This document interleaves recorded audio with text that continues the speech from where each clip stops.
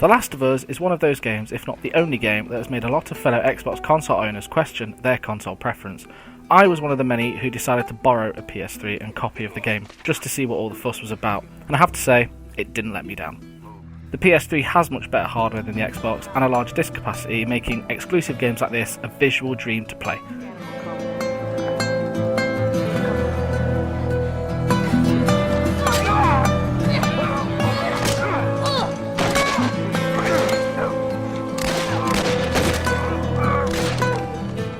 The campaign is the heart and soul of this game, focusing on the main character, Joel, who has been given the task of escorting a girl called Ellie to an organisation called the Fireflies.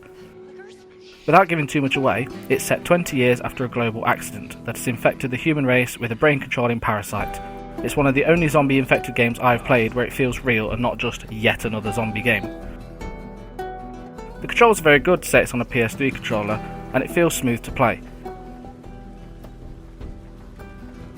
The animation is a nice blend of keyframed animation and motion capture, seamlessly put together to create an amazing, realistic experience. However, there is a notable difference between in-engine cutscenes and the pre-rendered cutscenes. And that's all I'm going to say on the single player for now, as it's one of those games you just need to play yourself to enjoy. So now, onto the multiplayer. I was told that it was a different experience, a unique take on multiplayer gaming. However, I was hugely disappointed to find out it's just a very small version of Team Deathmatch with added perks.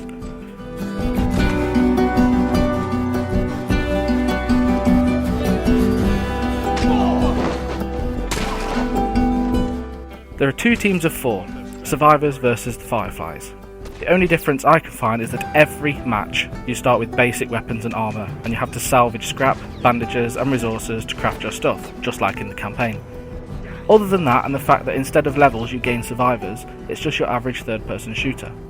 But if you like that kind of thing, then go for it. My final point is just to say that as a single-player campaign, this is as good as it's going to get on this generation of console.